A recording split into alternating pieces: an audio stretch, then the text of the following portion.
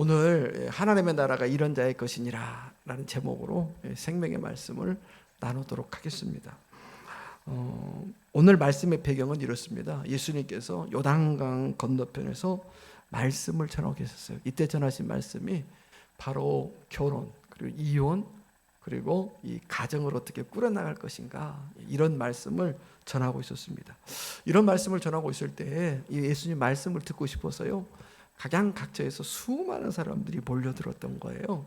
이런 몰려든 사람들 사이에서 어떤 사람들이 자기의 자녀를 데리고 예수님께서 꼭 한번 만져주셨으면 좋겠다, 우리 아이들, 우리 딸을 꼭 예수님이 안아주시고 축복기도 해주시면 좋겠다라는 마음으로 아이들을 데리고 예수님 앞에 온 거예요. 여기서 왔다라고 하는 것은 어떤 의미가 있냐면, 단순히 신체적인 접촉만을 원해서 이렇게 만져주시면 바라고 데려온 것이 아니라 부모의 마음이 간절한 마음이 있었다는 거예요. 간절한 어떤 갈망이 있었다는 거예요. 어떤 소원이 있었다는 거예요. 하나님, 당신이 우리 딸, 우리 아들 다 한 번만 만져주시면, 한 번만 사로잡아 주시면 치료될 것 같은데, 변화가 있을 것 같은데, 어떤 생장점이 터질 것 같은데, 은혜가 있을 것 같은데, 하나님의 손길이, 예수님의 손길이 너무 머니까 꼭 한 번만 만져주세요, 터치해주세요, 이런 마음의 깊은 갈망과 소망이 이 어른들, 이 사람들에게 있었다고 하는 것입니다. 이런 마음을 가지고요, 군중을 해치고 예수님께 나아가는 열정과 욕심이 그 부모에게 있었다고 하는 거예요.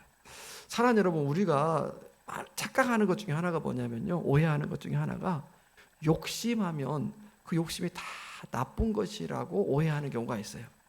그런데 여러분, 학생이요, 욕심이 엄청 많아가지고 나 이번에 반에서 한번 1등 해봐야 되겠다, 여러분, 이런 욕심이요 나쁜 건가요? 이런 욕심 좋은 거죠. 여러분들이요, 이 세상을 살아가면서 야, 나는 내 꿈을 꼭 성취하며 살 거야, 자아 실현에 대한 욕심과 열정이 있는 거예요. 나는 이렇게 살고 싶어. 이런 자아 실현 욕망과 욕심이 잘못된 건가요? 아니죠, 여러분. 이런 열정과 욕심은 가질수록 좋은 거예요.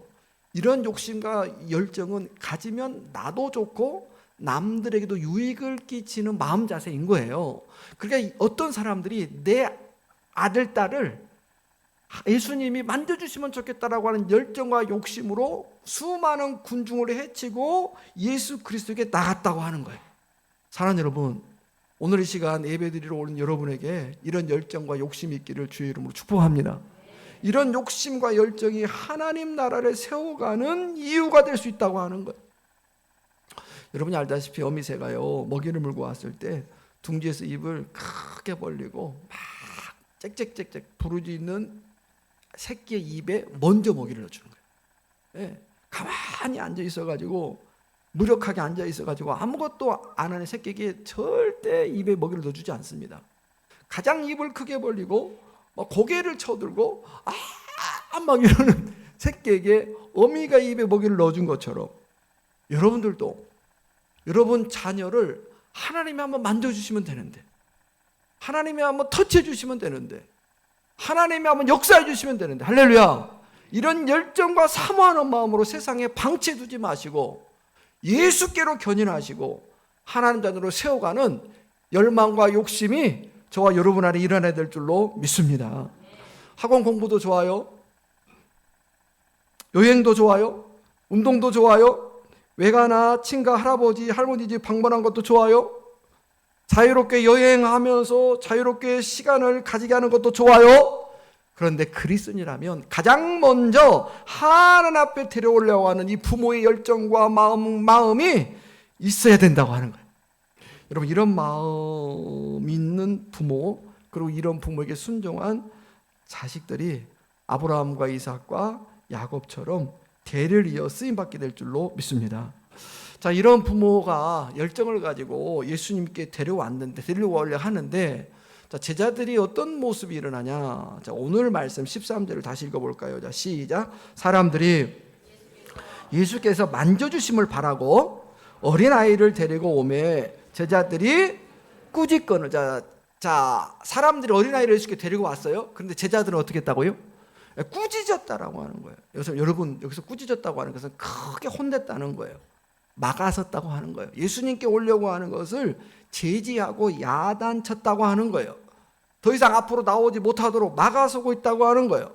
여러분, 그렇다면 왜 제자들은 주님 앞으로 나오려고 하는 이 사람들을 막아서고 제지했을까요? 지금 예수님 말씀을 한참 전하고 있으니까 이럴 때 아기를 데리고 나가면 질서가 깨진다는 거예요. 시끄러워진다는 거예요. 떠든다는 거예요. 그래서 막아서고 제지했다고 하는 거예요, 여러분. 자, 여기서 중요한 거 한 가지로 깨달을 수 있는데요. 오늘 말씀 속에서 제자들은 지금 이 상황, 그러니까 여러분, 예수님 앞으로 나오게 하는 것보다, 진리 앞으로 나오게 하는 것보다 지금 뭘 우선시하고 있어요? 지금의 상황을 우선시하고 있는 거야. 지금의 이런 예수님 말씀을 전하고 있는 모습을 앞세우고 있는 거야. 그래서 어린아이들이 예수님께 나오지 못하도록, 진리 앞에 나오지 못하도록 막아서고 있다라고 하는 거죠. 자, 이것을 쉽게 얘기하면 여러분, 이런 표현으로, 이런 걸로 말씀드릴 수 있어요. 만약 여기 앉아 계신 분들 중에서 여러분의 배우자가 교회에 나오면 그 배우자로 말미암아 교회가 시끄러워질까 봐 교회를 안 데리고 온다. 우리 남편이 교회가 오면 교회가 이상해질 것 같아가지고 자기 남편을 안 데리고 오거나, 또 자기 아내를 데리고 오면 자기 아내로 말미암아 입이 방정이라 교회 오면 뭐라고 어떻게 될까 봐요? 그 입 때문에 문제 생길까 봐 자기 배우자를 안 데리고 올 수 있다고 하는 거예요. 혹여나 여러분 중에서 가족이나 동생들을 데리고 오면 곤란해질까 봐, 어려워질까 봐, 난처해질까 봐, 창피해질까 봐 안 데리고 오는 분들도 있어요. 여러분이 알고 있는 사람, 그 어떤 사람을 교회에 데리고 오면 교회에게 어지러울까 봐 은근히 이렇게 오지 말라고, 안 왔으면 좋겠다고 하는 그런 모습이 여러분 안에 얼마든지 있을 수 있다고 하는 거예요. 만약 그렇다면 여러분은 지금 진리보다 그 상황을 우선시하는 사람인 거예요. 환경을 우선시하는 거예요. 자기 체면이나 입장을 우선시하고 있다고요. 어린아이들을 데리고 오는 그 사람을 꾸짖는 제자와 다를 바 없다는 거예요. 혹여나 이런 상황 속에 이런 마음 가운데 있는 분들은 회개하시고 돌이키시고 어찌됐든 간에 주님 앞으로 데리고 오는 은혜가 있기를 주의 이름으로 축복합니다. 교회는 여러분이 알다시피 이런 사람들은 와도 되고 저런 사람은 오지 않아도 된다고 하는 판단이 있어서는 안 되는 거예요. 교회는 어린아이뿐만 아니라 젊은이뿐만 아니라 남녀노소뿐만 아니라 병든 자, 약한 자, 가난한 자, 소외된 자 다 올 수 있어야 되고, 사회적으로도 영향력을 행사하는 사람들이라면 어떤 사람이라도 올 수 있는 곳이 바로 교회여야 된다고 하는 거예요. 만약 여러분이 막아서고 있다면 그것이 바로 하나님의 구속사를 방해하는 것인 걸 깨달으시고 예수님에게 책망받을 일이라는 걸 깨달으시고 오늘 말씀을 통해 돌이키는 은혜가 있기를 주의 이름으로 축복합니다. 자, 이렇게 강하게 막아서는 제자들의 모습을 보자 예수님이 어떻게 하셨습니까? 잘했다. 그래 내가 말씀을 전하고 있는데 니들이 그래 막아서 해야지. 막 칭찬하셨습니까? 아니요. 오늘 말씀 봐보세요. 크게 화를 냈다는 거예요. 노하셨다는 거예요. 자, 오늘 말씀 14절을 다 같이 읽어볼까요? 시작. 예수께서 보시고 노하시어 이르시되 어린 아이들이 내게 오는 것을 용납하고 금하지 말라. 하나님의 나라가 이런 자의 것이니라. 아멘. 자, 막아서고 있는 제자들을 보고 예수님이 노하셨다라고 하는 거예요. 여러분, 성경에요 예수님이 노했다고 하는 말씀이 많지 않아요. 그런데 여기서 노하셨다라고 기록한 거예요. 여기서 노하셨다고 하는 것은 몹시 분개하셨다는 거예요. 예수님에게 강한 불쾌감이 있었다고 하는 거죠. 이 표현은 단순한 감정을 전달한, 감정을 표현하기 위한 말씀이 아니라 옳지 않는 태도에 명확히 예수님이 책망하고 있었다고 하는 거예요. 어린아이들이 오는 것을 막아서는 것이 하나님 나라의 본질을 훼손시킬 수 있다고 하는 거예요. 사랑하는 여러분, 우리가 신앙생활 할 때요 주의해야 될 것이 하나 있는데, 분별해야 될 것이 하나 있는데요, 안 된다고 막아서 해야 될 것이 있고, 아이들에게도 마찬가지예요. 하라고 열어줘야 될 것이 있어요. 맞습니까? 예, 안 된다고 반드시 막아야 될 것이 있고, 예를 들어서 주일날 어디 간다는 거야. 예? 이런 것들은 믿음 있는 부모로서 어떻게 해야 돼요? 막아야 되고, 어떤 일은 아이들의 미래를 위해서 반드시 열어줘야 될 책임이 또 부모에게 있는 거예요. 이것을 분별할 수 있어야 된다는 거죠. 그리스도인으로서 특별히 싸워야 할 것과 협조해야 될 것을 분별하고, 들어야 될 것과 또 귀를 닫아야 될 말을 분별하고, 가야 될 장소와 가지 말아야 될 장소를 분별하는 것. 신앙생활하는 데 있어서 여러분 이것이 굉장히 중요하다고 하는 거예요. 이것이 정지가 되지 않으면 신앙생활과 삶이 엉망이 되는 거예요. 뒤죽박죽이 되는 거죠. 영적으로 무너지는 삶을 살아간다는 거예요. 여러분이 알다시피 가나안 땅에 들어간 이스라엘 백성들이요, 들어가고 난 다음에 삶이 너무나 달라진 거야. 그래서 여러분이 알다시피 여호수아를 읽어보면 이런 말씀이 나와요. 이스라엘 백성들이 가나안 사람들과 섞여 살았더라. 이게 문제인 거예요, 여러분. 자, 분별하지 못하고 섞여 살기 시작하면서 이방 문화를 그대로 받아들이고, 이방 풍습을 그대로 받아들이고, 그리고 하나님께서 자기도 모르게 점점 멀어지더니 나중에는 완전히 하나님과 등져버리고 세상과 짝해서 살아가는 이스라엘 백성들의 모습으로 전락하는 것을 볼 수 있다고 하는 거죠. 사랑하는 여러분, 전 여러분을 축복합니다. 여러분들이 믿음 생활하면서 막아서야 될 것과 열어줘야 될 것을 분별하고, 믿어야 될 것과 믿지 말아야 될 것을 분별하고, 싸워야 될 것과 협조할 것을 분별해서 여러분의 신앙이 점점 하나님 앞으로 나갈 수 있는 은혜가 있기를 주의 이름으로 축복합니다. 만약 이것을 분별하지 못하면 내가 하나님에서 점점 멀어지고요, 예배의 자리에서 점점 멀어지고요, 거룩함의 자리에서 점점 멀어지면 결국은 하나님과 세상에서 비웃음거리가 되는 거예요. 아이들을 데리고 오는 사람들을 보고 제자들이 어린아이를 막아서는 것은 상황적으로 봤을 때 매우 잘한 것처럼 보여요. 그런 하나님 나라를 세워가는 본질적인 측면에서는 제자들이 지금 하나님 나라를 망치고 있다라고 말한 거죠.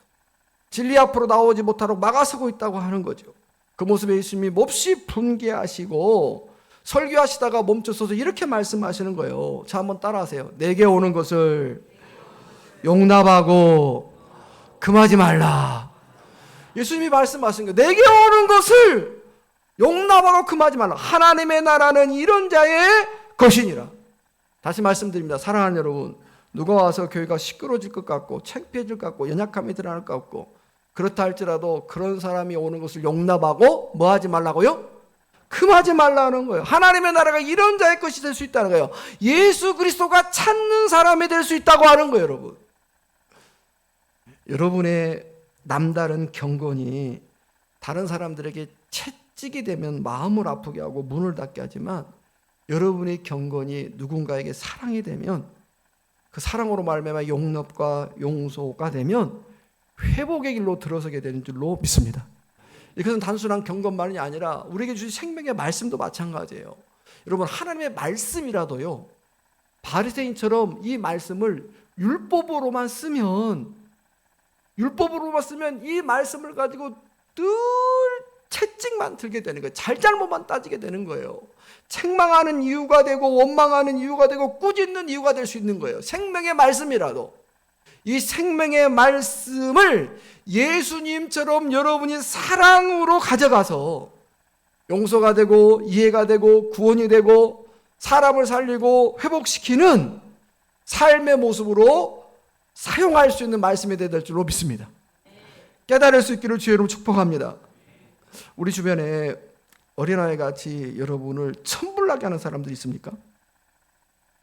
여러분을 속 터지게 하고 힘들게 하고 피곤하게 하고 손 많이 가는 사람들이 있습니까? 있어요?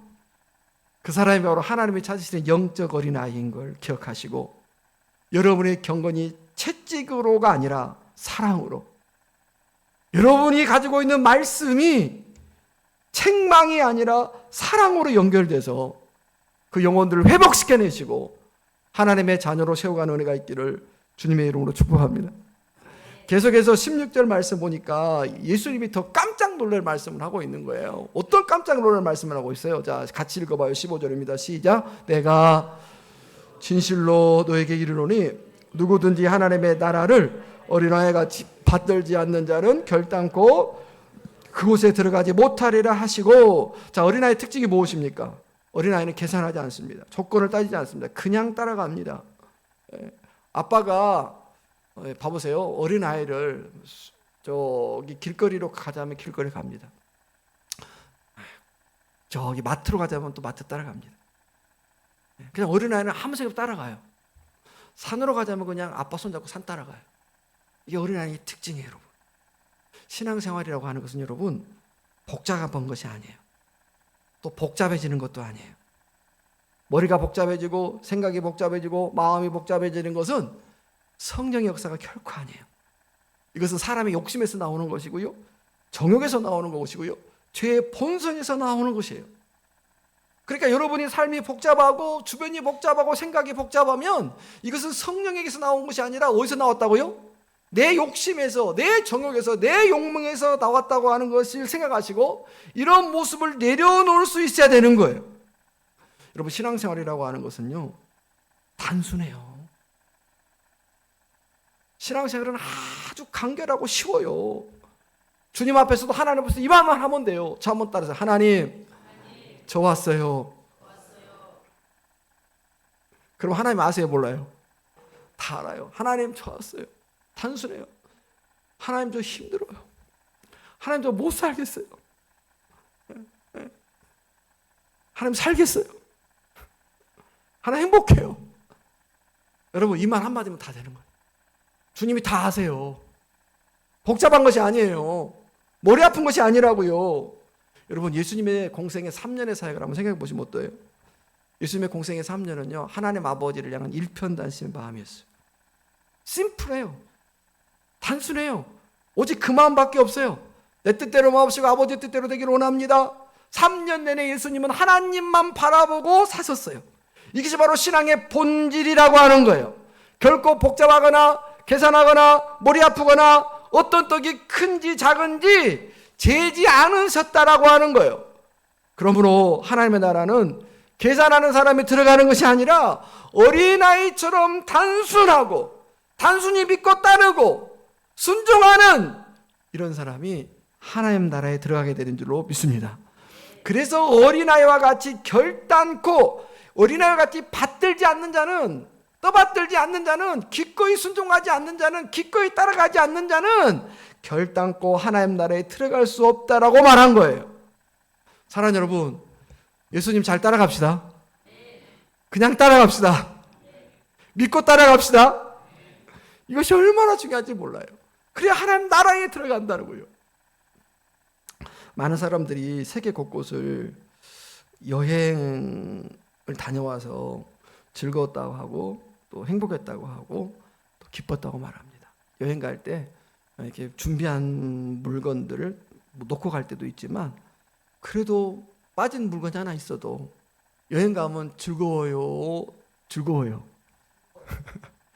물건 하나 안 갖고 와도 뭐 빠진 물건 있어도 즐겁고 행복하죠. 그리고 또 여행 갔다 오면 다음에 가족들과 또 가까운 사람들과 또 여행을 가고 싶어 하죠. 기회만 있으면. 저 여러분들을 축복하는데요, 여러분들 세계 곳곳을 여행을 많이 다니고 다니면 좋겠습니다. 우리 교인들은요 1년에 한두 번씩은 꼭 나갔다 오시면 좋겠습니다. 그렇게 사셔야죠. 그게 뭐 죄악도 아닌데. 근데 여러분, 세계 곳곳을 다 여행하고 그렇게 누리고 살아는 것이 너무 복된 거죠. 잘 사는 거예요. 못 사는 거 아니에요. 그런데 여러분, 반드시 우리가 가야 될 나라가 있어요. 이 세상 그 어떤 나라보다 더 좋은 나라가 있어요. 그 나라가 바로 뭘까요? 하나님 나라, 천국을 가야 돼요. 여러분, 천국은요 갈 때요 옷 준비 안 하셔도 돼요. 여러분이 치약 칫솔 안 가져가셔도 돼요. 돈도 안 가져가도 돼요. 그 나라는 어린아이 같이 예수님 믿으면 가는 나라예요. 근데 여러분, 그 나라가 얼마나 좋은지요, 천국이 얼마나 좋은지. 천국은요 아픈 사람이 없대요. 죽는 사람도 없대요. 다친 사람도 없고 늙어가는 사람도 없고 배고픈 사람도 없대요.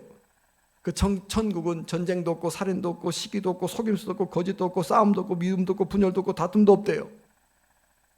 천국은요 돈도 필요 없대요. 그 천국은 경찰도 필요 없고 소방관도 필요 없고 공무원도 필요 없고 검찰도 필요 없고 기술자도 필요 없는 나라래요. 그 천국은요, 이 땅에 살아가면서 받은 수많은 상처와 눈물을 다 닦아주는 곳이고 공고함과 아픔을 다 회복하는 곳이고, 그래서 천국은 그렇게 황홀하대요. 여러분, 그 나라 가야 될까요? 안 가야 될까요? 옆 사람에게 인사하세요. 같이 갑시다. 시작.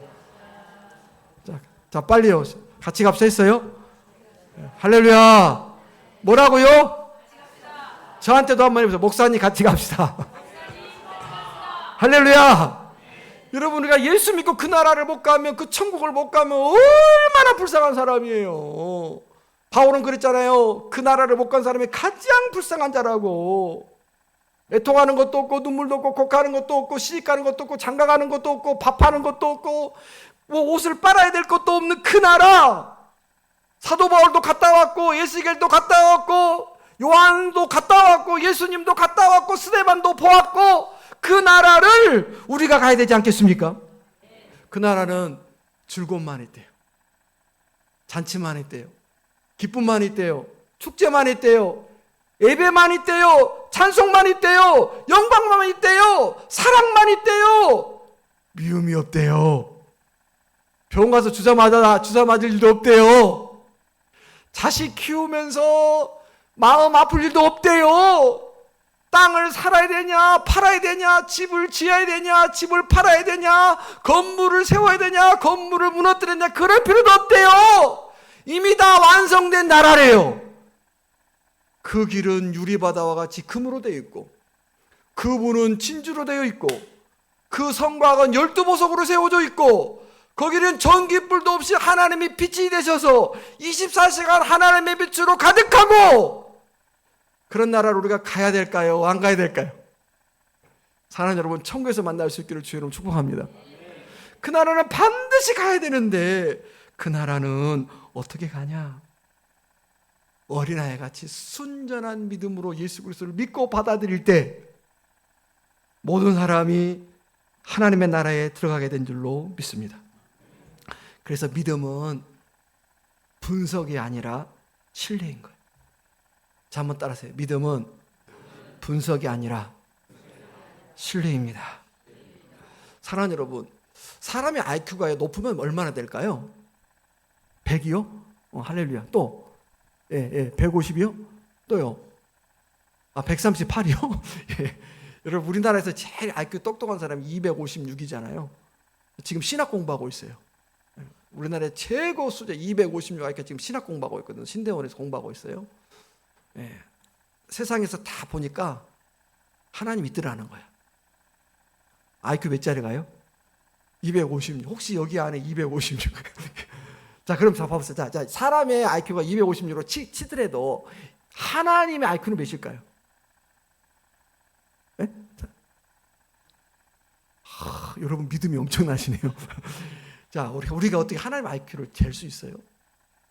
인간의 IQ가 끼껏 해봐야 250이라고 해도 그 무한하신 창조자 하나님의 IQ, 하나님을 우리가 잴 수 있냐고요.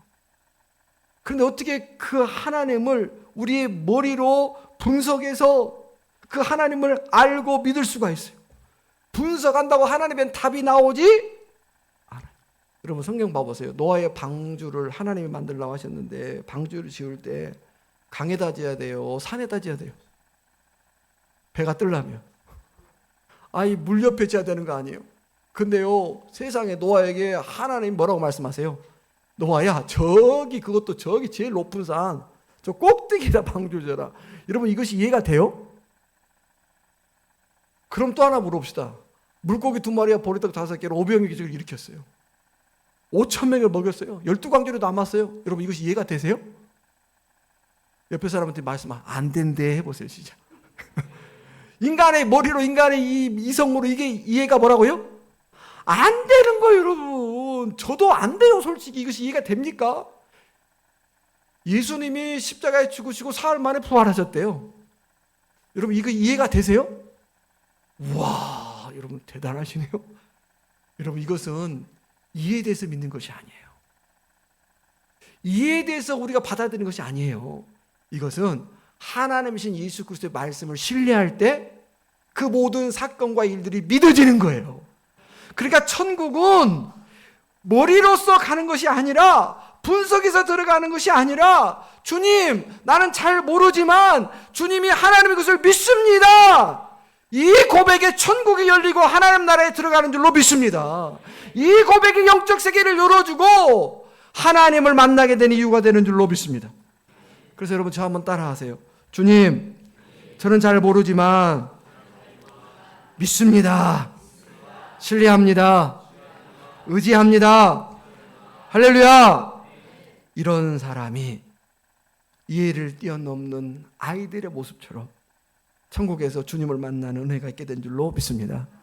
자, 오늘 선교사님께서요, 간증을 하는데 선교지에서 많은 병자를 위해서 기도하고 계셨대요. 그런데 기도할 때마다 병자들이 많이 치료됐다고 하는 것을 경험하셨대요.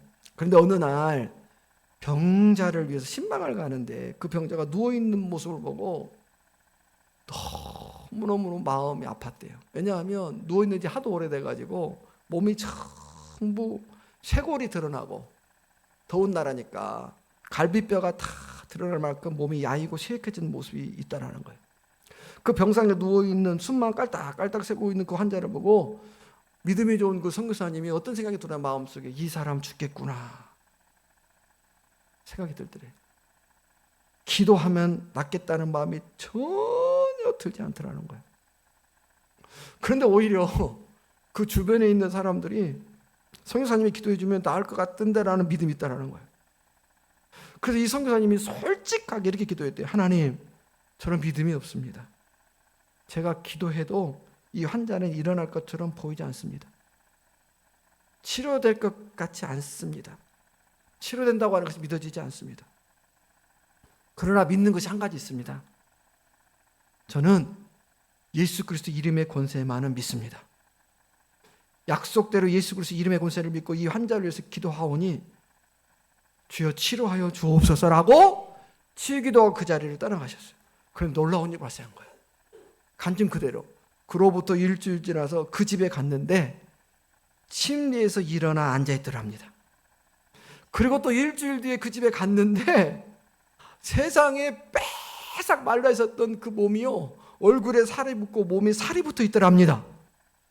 그리고 또 일주일 뒤에 그 집을 방문했는데 그 환자가 일어나서 걷고 있더랍니다. 할렐루야! 여러분, 이게 뭐예요? 바로 순전한 마음에서 나온 솔직한 믿음의 고백과 믿음의 기도가 이 병자를 일으켜 세웠다고 하는 겁니다. 사랑하는 여러분, 이것이 우리 삶에도 마찬가지라고 생각합니다. 망해가는 회사가 도저히 회복이 안 될 것 같아 보여도, 말썽 부리고 공부 제대로 안 하고 말도 듣지 않는 지지리도 못 날 것 같은 그 자식이 변화되지 않을 것처럼 보여도, 믿음 없는 배우자 아무리 노력해봐도, 아무리 닭다리 해봐도 교회 나오지 않을 것 같은 그 배우자라도, 몸이 아픈 성도를 해서 기도해 본들 도저히 치료되지 않을 것처럼 보여도, 어린아이처럼 이 선교자처럼 우리도 순전한 믿음으로, 하나님 내 믿음으로 봤을 때는 변화될 것처럼 안 보이지만 예수 그리스도의 이름의 권세를 믿고 회복시켜 주실 것을 믿습니다. 변화시켜 주실 것을 믿습니다. 살려주실 것을 믿습니다. 이런 순전한 믿음의 기도를 통해서 하나님의 살아계심을 경험하는 우리가 있기를 주의 이름으로 축복합니다. 이것이 우리에게 있어야 돼요. 순전한 믿음, 계산하지 않는 믿음, 단순한 믿음. 이 믿음이 저와 여러분에게 있어서 하나님 나라도 갈 뿐만 아니라 주님의 살아계심을 맛보는 우리의 삶의 자리가 되면 좋겠습니다. 자, 마지막으로 아이를 데리고 왔을 때 예수님이 어떻게 하셨냐는 거예요. 자, 16절 다시 읽어봐요. 자, 시작. 그 어린 아이를 안고 그들 위에 안수하시고 뭐예요? 축복하셨어요. 자, 예수님이 가장 먼저 하신 행동이 뭐죠, 여러분? 아이들을 안아주셨어요. 안아줬다고 하는 가슴으로 깊이 안아줬다는 거예요. 어른 닭이 이렇게 알을 품듯이 아이들을 가슴에 품고 안아주시고, 그리고 그 위에 머리에 손 얹고 안수기도 하시고, 그 다음에 뭐예요? 축복기도 하셨다라고 하는 것입니다. 자, 여기서 깨달아지는 거 하나가 있는데, 우리 그리스도인에게 있어서 가장 큰 은혜가 뭐냐? 많은 은혜가 있지만 그 중에 하나가 바로 뭐냐면 언제든지 어린아이같이 순전한 마음으로 하나님 아버지 품으로 달려갈 수 있다라고 하는 거예요. 여러분 누가복음 15장에 보면 집을 나간 탕자가 있잖아요. 이 탕자의 가장 큰 잘못이 뭘까요? 아버지 재산을 다 탕진해 버린 거예요. 그것이 가장 큰 잘못이 아니고 가장 큰 잘못은 아들이 아버지 집을 나간 거예요. 그런데 여러분 이 재산을 다 탕진하고 이 탕자가 어떻게 했습니까? 네, 남루한 옷을 입고 아버지께 돌아오는 거예요. 근데 아버지께 돌아올 때 여러분 그 아버지가 어떻게 했습니까? 매를 들었습니까? 책망했습니까? 따져두고 내쫓았습니까? 아니요. 아버지는 아무 말씀도 안 하고 덥석 아들을 안고 포옹하고 그 입에 입 맞추고 등을 두들겨주면서 그 아들을 감싸 안아줬다고 하는 거예요. 그리고 어떻게 했습니까? 종을 시켜 목욕시키고 가장 옷을 입히고 손에 가락지와 발에 신을 신기고 송아지를 잡아 말할 사람은 초청에 큰 잔치를 열어줬다고 하는 거예요. 사랑하는 여러분, 우리 그리스도인에게서 가장 큰 은혜는 뭐냐? 언제든지 어린아이처럼 하나님 아버지께 달려갈 수 있다라고 하는 거예요. 인생을 살다가 넘어질 수도 있습니다. 실패할 수도 있습니다. 다칠 수도 있습니다. 결핍할 수도 있습니다. 그럼에도 불구하고 그때마다 하나님 아버지께 달려갈 수 있다라고 하는 겁니다. 마음이 상할 수도 있고 깨질 수도 있고 무너질 수도 있지만 하나님 아버지께 달려갈 수 있다고 하는 이 순전한 마음, 그럴 때 하나님 우리를 받아주시고 용납하시고 축복하시고 우리를 위해서 기도해 주실 줄로 믿습니다.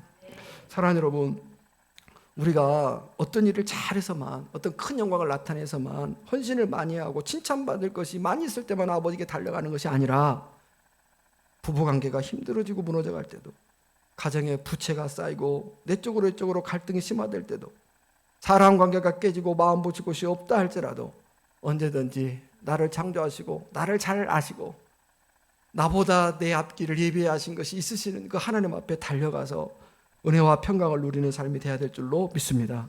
우리는 이렇게 하나님께 언제든지 달려가면 그런 미쁘시고 우르사 우리를 받아주시고 위로하시고 축복해 주시는 거예요. 여러분 이 말씀을 제가요 준비하면서 마지막에 안아주시고 축복해 줬다는 말씀 뒤에 이 안수기도를 받고 축복받은 이 아이들이 나중에 성장하고 어른이 돼서 어떻게 됐을까? 이런 궁금증이 생기는 거예요. 여러분 이 아이들이 예수님께 안수받고 축복받는 이 아이들이 어떻게 됐을까 나중에요? 여러분 틀림없이요 12사도가 복음 전하다가 순교한 뒤에 이 아이들이 장성해서 어른이 됐겠죠. 어른이 된 후에 12사도들의 뒤를 이어 예루살렘과 유다와 사마리아 땅끝까지 복음을 전하는 사람들로 쓰임받은 줄로 믿습니다. 그리고 이 아이들이 12사도처럼 하나님 나라를 위해서 기꺼이 자기 생명을 내어놓고 사도들처럼 하나님 나라 천국에 들어가서 예수님 품에 안겨 영생을 누리는 삶을 살고 있을 줄로 믿습니다. 사랑하는 여러분, 우리가 어린아이의 신앙으로 살아갑시다. 순전합시다. 예수 그리스도를 있는 그대로 믿고 따라갑시다. 그래서 저와 여러분들도 이 땅에서 복음을 누리시고 하나님 나라로 다시 여행을 가서 영원한 생명 가운데 살아가는 은혜가 있기를 주님의 이름으로 축복합니다.